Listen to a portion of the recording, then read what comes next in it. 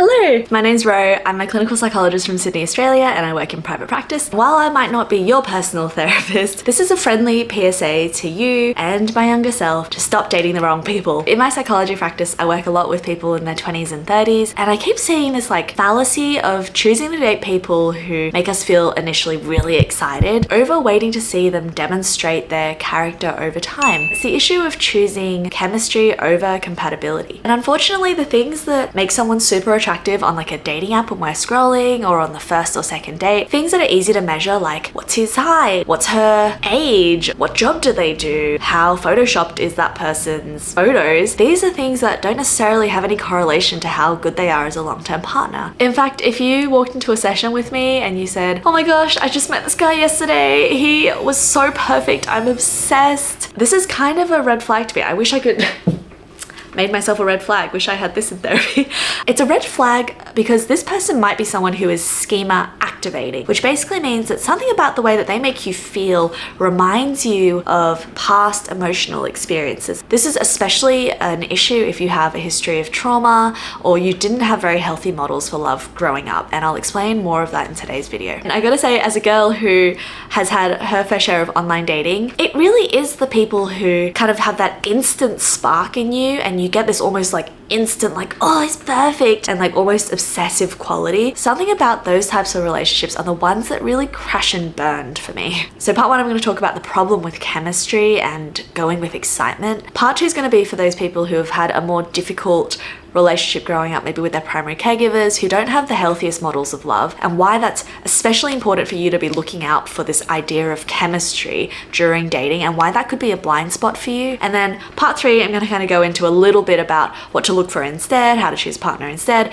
but just started writing out part three and it just got so long that this video was going to go on forever. So next week I'm going to do a video on purely just green flags for what to look for when choosing a partner. So stay tuned for that. Okay, let's get into it. I love talking about this topic. It's feels like I'm just hanging out with some friends over dinner. Okay. So part one is the problem with chemistry. Early on in dating, it is really natural to be drawn to people who make us feel excited, and this is really supported by the research. So I want you to meet Arthur Aaron. He's one of the big dogs in relationship science. He was the one who developed the 36 questions to fall in love, which went completely viral on the New York Times magazine. I recommend you check it out if you haven't already. It's such a cool list, and I've done this with a lot of people. So Dr. Aaron developed this thing called the self-expansion model, which basically says that in the early stages of dating, there is this rapid expansion of ourself. When we start to get to know another person and all of their interests and their hobbies and everything about them, we experience this really great sense of excitement because we almost absorb some of their qualities into ourselves. So if they're super successful or driven or adventurous or quirky or creative, in fact, it leads people to have higher positive feelings about someone else and also greater physical arousal towards them. And so this is that really strong sense of excitement and chemistry and pull. However, he also demonstrated that as time goes on and we kind of learn a little bit less about the other person, that the natural expansion kind of starts to slow down. And that's when people start to go, oh, I don't really feel it anymore. We've kind of lost our spark, and that's when they break up. Now, don't get me wrong, chemistry is really important. We want to be attracted to our partner, we want to be excited by them. But the problem is when we rely fully on this feeling of chemistry to say whether we love someone or not. And Dr. Aaron actually has a bunch of other papers where he expands on this, and he talks about how to create this sense of novelty and continue with this sense of excitement and expansion in a long-term relationship. So yeah, we do need chemistry, but just not as the primary thing that we're looking into. I also work with older clients and those who might be going through marital issues, and when we track back to some of the issues that are causing it, often you'll find that they were there from the very beginning, but because there was this feeling of chemistry and being swept up in the relationship, these kind of core issues are ignored. So for instance, right now I have a couple who just don't communicate at all and haven't been communicating for years, and really when I asked about, when did this start, when did you stop communicating, he said, we never communicated, actually. It was all very mysterious and a whirlwind, and, we were so different and it was great. And a lot of times we really go with that feeling over looking for qualities that we want in a long-term partnership. So that's the problem with chemistry. So part 2, I want to talk about this idea of schema activation. And this is especially important if you have a history of trauma or you've gone through some difficult experiences with your early caregivers. Let me explain why. Let me just explain what a schema is. It's a structure or a framework to understand certain things. So for instance, we might have a schema of restaurants. We know that when we walk in, we wait until someone comes in and seats us, and then, we motion for them to come and get the menu, and we order, and this is how we pay the bill. We have an understanding of how restaurants work. And so even when we go to an unfamiliar restaurant, a new restaurant somewhere else, we know exactly how to act and how to behave because we relate it to the schema of restaurants. So let's say you grew up in a loving, secure family, most of the time your parents were available. Like, that's great. If someone is schema activating, that's probably you found a good partner. But if you grew up in an unhealthy environment where the parent was unavailable, if sometimes they're available, they're warm, they're caring, and then other times they might just flip, be cold, distant, rejecting, there might be this association between love and this kind of push and pull and this instability. And so this person might grow up to become an adult who associates love with a feeling of anxiety, or associates love with this feeling of, oh, I don't really know what's going to happen or how they feel about me today, because it's unstable. And in therapy terms, we say they might have this schema of abandonment. So what happens when this child with this kind of abandonment schema, with this kind of trauma history grows up? They feel attracted to the person who creates the same feeling. So the guy who you go on a date with and it's going really great, and you go home and you're over the moon, you think, oh, that was amazing, and you're waiting for a text and no text comes, right? Scene zoned, whole week, nothing happens. Person gets really anxious. Oh, did I screw it up? Do they like me? I don't know if they like me. A week later, they slide back into your DMs and it's, hey, I'm sorry, I was so busy, just swamped with work. You were incredible, I'd love to see you again. And suddenly this feeling kind of gets ignited and we go, wow, this person is incredible. Like, they must be so driven with their lives. They have so much going on. They couldn't even message me back. Like, that's amazing. Like, yes. And this obsessive kind of cycle repeats itself. That could be schema activating. Whereas the person who, after we leave from, a similar good first date, who goes straight home an hour later messages you and says, I had such a wonderful time, here's the book that I was referring to, here's a link to it, I'd love to see you again. Sometimes someone with a difficult history might associate that with lack of chemistry. Like, oh, it's boring, like, oh, it's so clingy. And that is a really persistent issue that I've noticed, that when people, the kind of more traumatic the history or the model of love they have growing up, the more that feeling of chemistry might be unreliable. And actually, when we talk about people who are healthy and people who are theoretically like good partners, they say, oh, I know he's good, but he's just not attractive to me. Like, he just doesn't produce that feeling of chemistry. Certain cases like that, we really think about chemistry being familiarity. Misconstruing a feeling of familiarity and this schema activation with, oh, I'm really attracted to them, and that's what chemistry is, right? And so that can be the issue with people who have difficult pasts. And so this is such a big problem, right? Like, I really think this is what explains intergenerational trauma.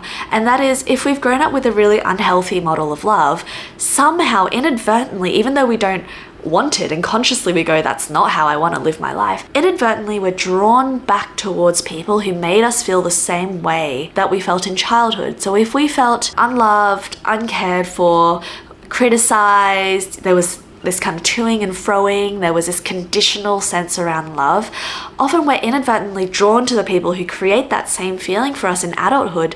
And if we don't feel that, sometimes people might say, oh, but this is too easy. Like, I didn't have to fight for it. Love is about fighting for something, and the struggle and the fighting and the breakup and the get back together and the turbulence. A really healthy, stable love might feel really weird. In fact, it might really feel boring. One of the clients I'm working with now had quite a traumatic childhood with a parent with a severe mental health disorder. We're thinking it's probably like schizoaffective disorder. Really big mood ups and downs. And so sometimes they had a caregiver who was really present, warm, lovely. And sometimes they had one that was just distant. They weren't even a parent. They were just cold. They weren't there. And so this person has found that when we look back, they've been drawn to a series of really terrible men, like people who were really lovely at first, and then when they get you hooked, they draw away, and you might call this like love bombing in modern terms. Something about that rhythm and that feeling is what draws them in. And it's now after going through many, many cycles and unfortunately being hurt by a lot of those people that she says, I want to learn how to love different.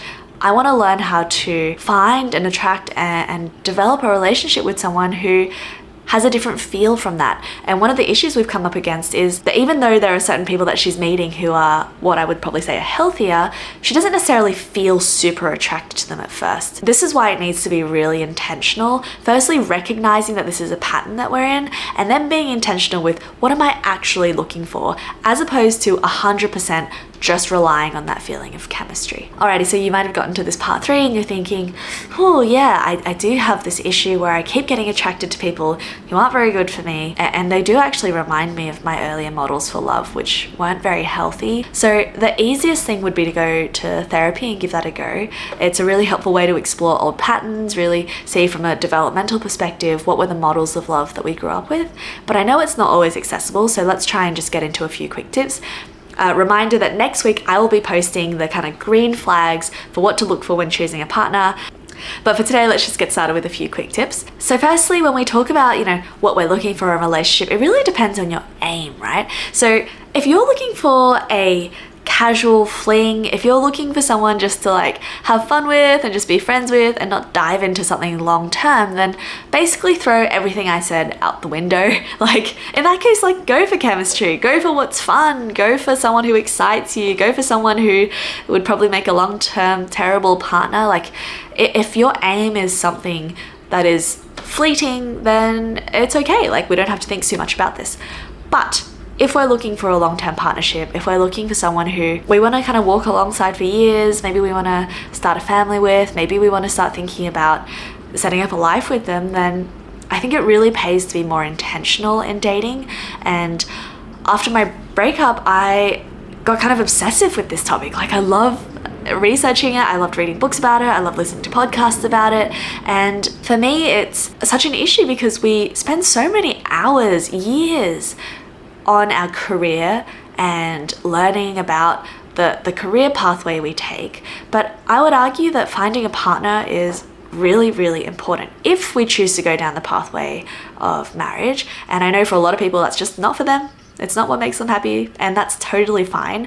But if you choose to want to have a long-term partnership, then that person and how they make you feel and the type of relationship you have is huge in terms of our long-term mental health and well-being. So I don't see how we spend all of this intentional time striving for study marks and, our career and our physical health. But for love and dating and partnership, we almost kind of go, if it happens, it happens, the right person will come along when it happens. And I think that's a myth. I totally don't agree with that. So I got really intentional with my dating. And if something about this video resonates with you, I really encourage you to be intentional too.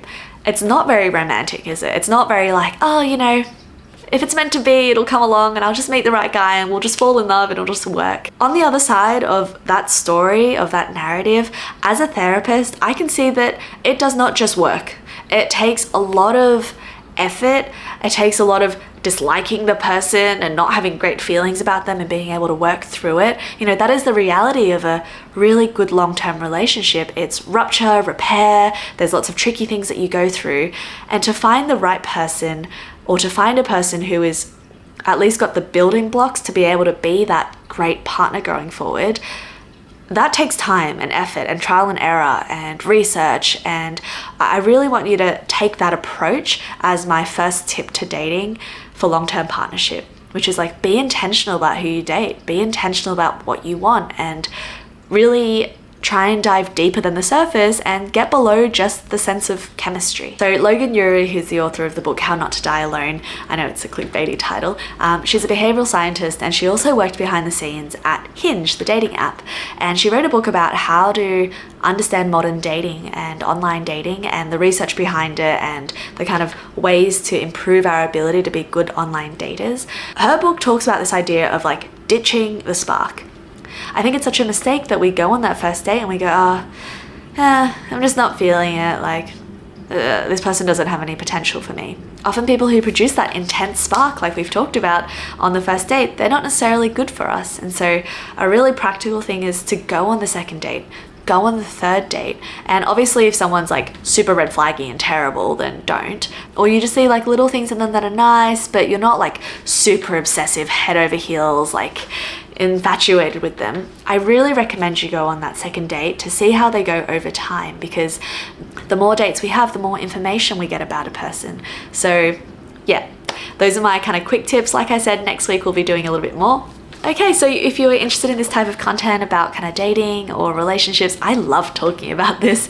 I'm gonna do this thing which I think I'm gonna regret, but I have a video on my channel called The 5 Factors of Romantic Attraction, based on a lot of the research that I'd learned in social sciences at university. And I have actually put this video on private the last 2 years because opening it makes me like full body cringe, and the second you open this video you will know exactly what I'm talking about. The only reason I'm unprivating it is because this video topic is on the same kind of vein about romance and relationships and stuff.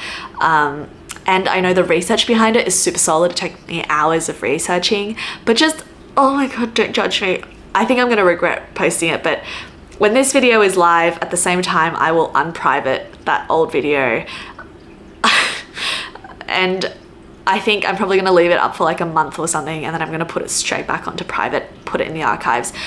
And if the video intro for that one makes you laugh hysterically and you need a bit of a calm down, I also have a video about my breakup and some reflections I had after that, and that'll sober you right up. Thanks so much for watching and joining me for that video. That was so fun to make. I love chatting about this stuff.